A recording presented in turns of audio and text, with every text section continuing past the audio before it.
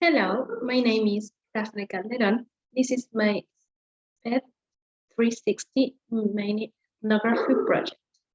For this project, I interviewed Pablo Gomez, a pseudonym name.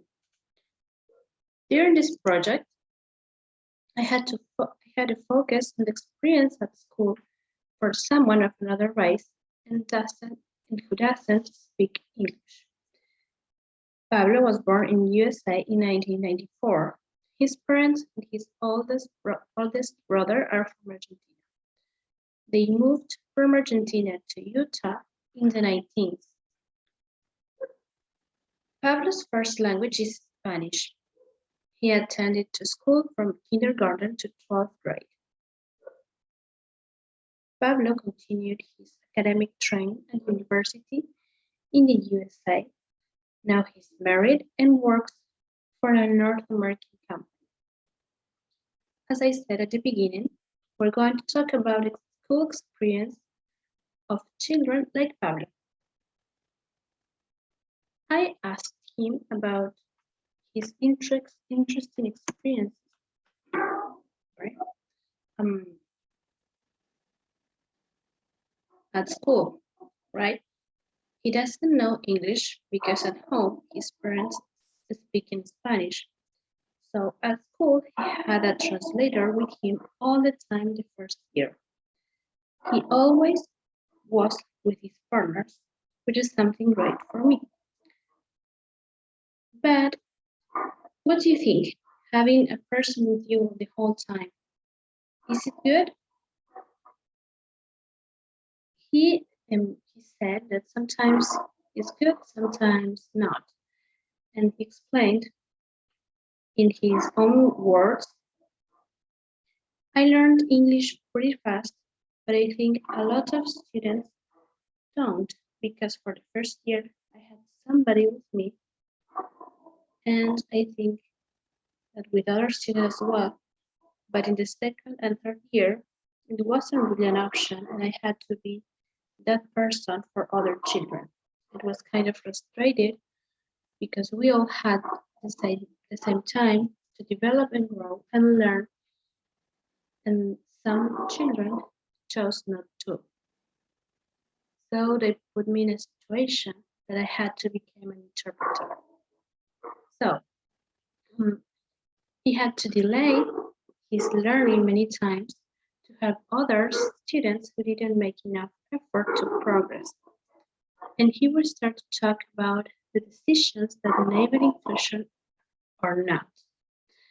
And it's curious because this depends on the students too, not just adults like teachers or parents. We also talk about friendship.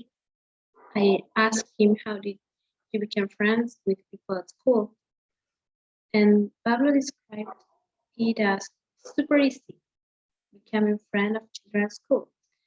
He thinks that children are really open to make friends. They just invite others to play with, and if you want to, you're friends. But he talked about others who had a hard time engaging with others. The conclusion for that is that some of them don't ask to be included. They prefer sitting alone, waiting for others who want to talk to them. Pablo said it's not typical for somebody to go and be friends with somebody sitting by themselves. But there are people who seek to do that. It has to be very mutual effort in the process. From this experience, we can learn that a mutual effort at school is very important to fit into a certain group regardless of age. We talked about being a proactive person since we are a child, right? Because it helps us to do the things that we want, from being friends of somebody and to participate in class or helping others in the classroom. like Pablo did. Then we talked about his most challenging experience. His mother studied medicine in Argentina, so she taught her children anatomy since they were too young. Pablo, in an anatomy class, tried to teach the correct words for the parts of the body to a partner.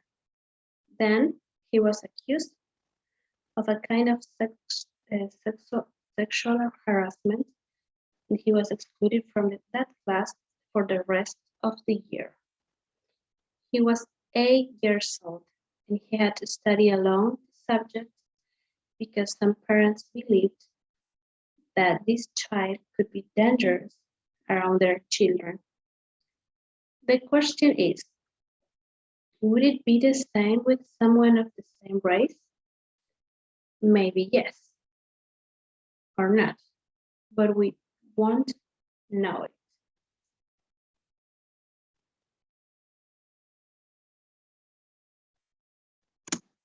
It's because I propose to have frequent interviews with parents and students to explain the rules clearly. Some cultural issues are taken for granted, but when it comes to a foreigner, we must be very detailed in every way.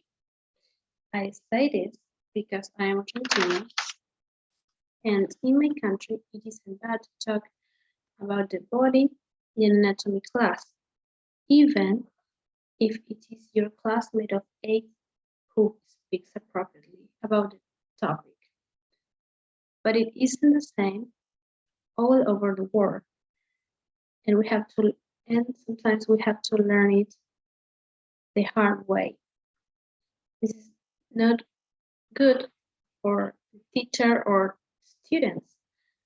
I think it could be hard for Pablo to experience that.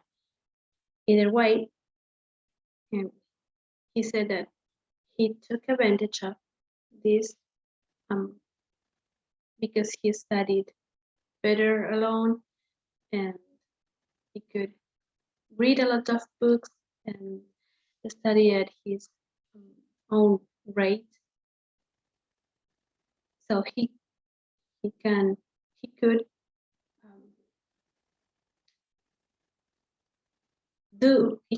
did the best in this situation, from the situation. And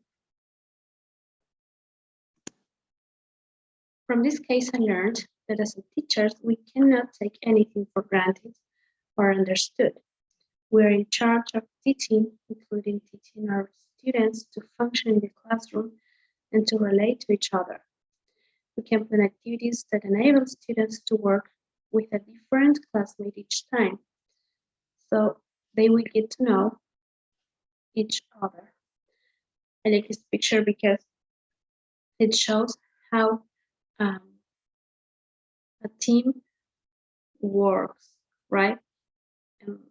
There are pieces that have to fit one to another, and it's our responsibility as teachers that it works.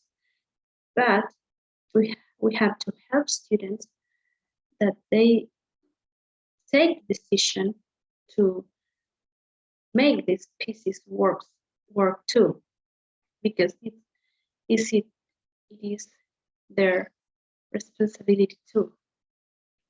And parents, of course, and we're teaching children and they depend on their parents. So we have to work together to improve the system and to avoid problems like racism or health intrusion for these students who don't speak the language. Thank you for watching my ethnography project.